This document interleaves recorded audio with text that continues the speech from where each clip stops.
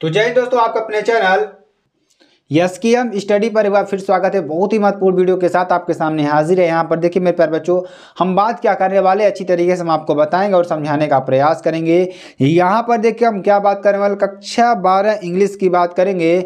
Most important central ideas. जी हाँ मेरे प्यारे बच्चों, आपके साथ बहुत ही ज़्यादा यहाँ पर इम्पोर्टेंट टॉपिक पर डिस्कस किया जा रहा है। ठीक है, तो हमारा टॉपिक कौन सा है मेरे प्यारे बच्चों? टॉपिक हमारा क्या है? Most important central idea. ठीक है, यहाँ पर हम मोस्ट इंपॉर्टेंट सेंट्रल आइडिया के बारे में बात करेंगे और आपको अच्छी तरीके से समझाने वाले हैं। ठीक है, और ये जो सेंट्रल आइडिया है मेरे प्यारे बच्चों, आपके एग्जाम में 95% एग्जैक्टली पूछी जाएगी और पूछी जा रही है। ठीक है, और आगे भी आपको पूछी जाएगी। ठीक है, तो सबसे पहले हम आपको बताएंगे पीडीएफ। अगर पीडीएफ आपको चाहिए मेरे प्यारे बच्चों, पीडीएफ आपको मिल जाएगी कहाँ? एसकेएम स्टडी का जो ऑफिशियल टेलीग्राम चैनल है वहाँ पर आपको इसकी पीडीएफ मिल जाएगी। और मेरे प्यारे बच्चों, यूपी बोर्ड से रिलेटेड, कहाँ से? यूपी बोर्ड से रिलेटेड जो भी जानकारी आपके लिए हो वो जानकारी कहाँ मिलेगी आपको? skmstudy.com वेबसाइट पर। कहाँ मिलेगी? skmstudy.com वेबसाइट पर आपको मिल जाएगी। ठीक है, जो कि आपके लिए बहुत ही इंपॉर्टेंट है, बहुत ही महत्वपूर्ण है। ठीक है,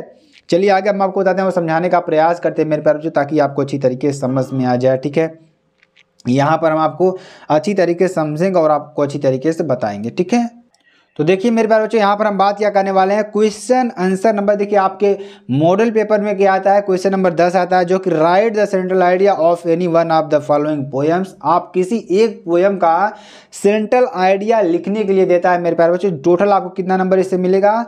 4 नंबर मिलने वाला है मेरे प्यारे बच्चों, और आपके लिए बहुत ही महत्वपूर्ण है, बहुत ही इंपॉर्टेंट है। ठीक है, यहाँ पे आपको टोटल 4 नंबर मिलेंगे। ठीक है, 4 नंबर मिलेंगे। तो right the central idea of the any one of the following poems. 3 poems आपको दी हुई हैं, things of beauty, keeping quiet और माई मदर एट 66। ठीक है, तो 3 कविताएं आपके लिए दी गई हैं।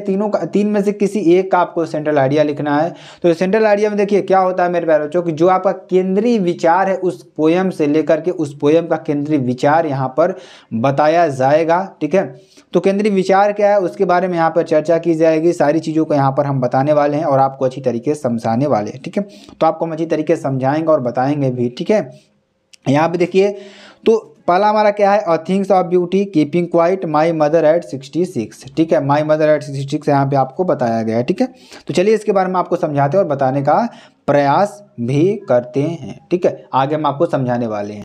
सबसे पहले आपको क्या करना है मेरे प्यारे बच्चों? क्वेश्चन आंसर नंबर डाल देना है। क्या डाल देना है?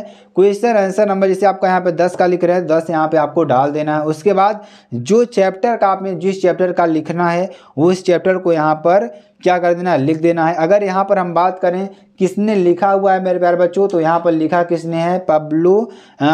पब्लो नेरूडा। क्या लिखे हैं? कौन लिखे हैं? पैब्लो नेरूडा। कौन लिखे हैं? पैब्लो।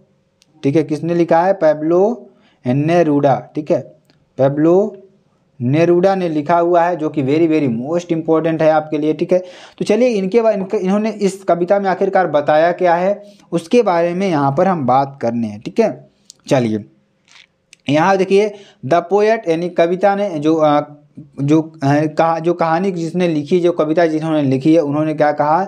जब द पोएट पब्लो नेरूडा, कवि पब्लो नेरूडा क्या कहते हैं? इन दिस पोएम, इस पोएम में सजेस्ट करते हैं कि he would count to 12 and everybody would keep still. यानी कि वो काउंट करते हैं, क्या करते हैं? 12वें, और एवरीबडी वुड कीप स्टिल, इस पर ध्यान देता है। ही सजेस्ट दैट, वहाँ सजेस्ट करते हैं, ऑन द अर्थ, पृथ्वी पर, at our dwelling place would be silent and motionless relaxation intro, यहाँ पे क्या हो जाएगा? Introspection and movement, this unique movement without any sound and this way brings togetherness some strongness. ठीक है, सम स्ट्रॉन्गनेस। यहाँ पे देखिए इसका मतलब क्या हो गया कि यहाँ पर साइलेंट एंड मोशनलेस, चुप है और क्या है? वह मोशनलेस है, गतिहीन है। रिलैक्सेशन, आरामदायक है। इंट्रोपिटेशन, ठीक है, क्या इंटरप्रिटेशन है।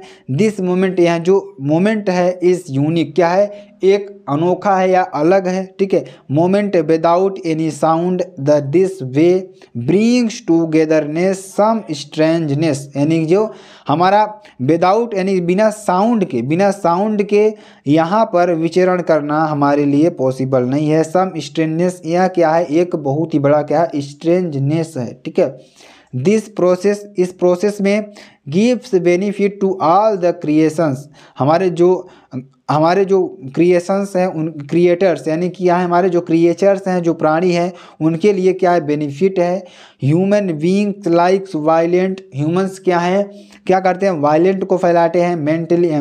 Mentality will also got comfort and their mentality would be changed, यानी क्या करना चाहिए, वायलेंट मेंटेलिटी विल आल्सो, हमें क्या करना चाहिए, got comfort and their mentality, अपनी मेंटेलिटी को वुड बी चेंज करना चाहिए। क्या करना चाहिए, हमें अपनी मेंटेलिटी को भी क्या करना चाहिए, इसमें चेंज करना चाहिए। देखिए इसमें मोटे तौर पर हम आपको बता देते हैं कि जो इसमें बताया गया कि जो मनुष्य, जो ह्यूमन है, अपने फ़ायदे के लिए इस प्रकृति के साथ खिलवाड़ कर रहा है, लगातार छेड़छाड़ कर रहा है, उसे हमें क्या करना चाहिए, रोकना चाहिए।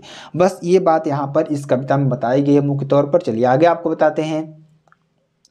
देखिए आगे क्या करना है कि poet also clears the confusion, यानी पोएट जो है इस कन्फ्यूज़न को दूर करना चाहता है about total inactivity life is given for a purpose to be fulfilled, यानी क्या कर रहा है कि अपनी कन्फ्यूजन को, अपनी दुविधा को क्लियर करना चाहता है अबाउट टोटल इनएक्टिविटी, जो हमारी इनएक्टिविटी हो रही, जो गतिविधि हो रही है, यानी लीगल रूप से जो एक्टिविटी हो रही है उस पर क्या कर रहा है, अपनी कन्फ्यूजन को दूर करना चाहता है कि life is given for a purpose, life हमें, जो जीवन हमें इस उद्देश्य से दिया गया है कि टू बी फुलफिल्ड, हम अपने आप को फुलफिल्ड कर पाएँ।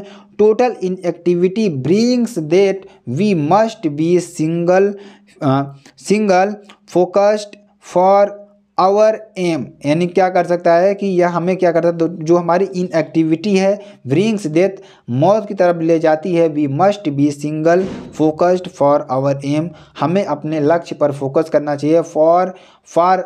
Forwarding our leaves otherwise use silence that would knock the door, यानी कि अगर आप ऐसा नहीं करते हैं तो मौत आपके दरवाजे पर इंतजार कर रही होगी। देखिए आप इन एक्टिविटी को छोड़ दीजिए, धरती पर देखिए जो अदर क्रिएशंस है वो इन एक्टिविटी को नहीं फैलाते हैं, लेकिन जो मनुष्य के द्वारा इन एक्टिविटी यहाँ पर लगातार बढ़ाई जा रही है उसके बारे में यहाँ पर पोएट बात कर रहा है, ठीक है। आगे चलिए, वी शुड नेवर, हमें ये नहीं करना चाहिए, यानी कि यहाँ पे देयर 10, यहाँ पे क्या हो जाएगा, यह क्या हो जाएगा, we should never threaten ourselves with any fear, क्या है, हमें अपने डर को समाप्त करना चाहिए। द पोस्ट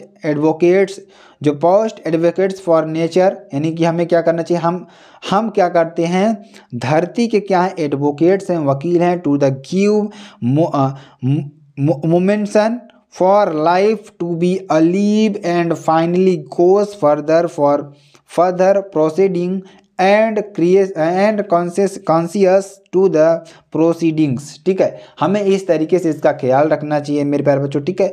देखिए जो धरती है यहाँ पर लगातार मनुष्य को तरह छेड़छाड़ की जा रही है उसके बारे में यहाँ पर चर्चा करता है, ठीक है। तो ये पूरा सेंट्रल आइडिया था मेरे प्यारे बच्चों कीपिंग क्वाइट का, साइलेंस का, ठीक है, जो आपके लिए वेरी वेरी मोस्ट इंपॉर्टेंट है। अगर आपको वीडियो पसंद आती है आप चैनल को लाइक शेयर कमेंट सब्सक्राइब जरूर कर सकते हैं। फिर मिलते हैं नेक्स्ट वीडियो में नए टॉपिक के साथ, तब तक के लिए जय हिंद जय भारत।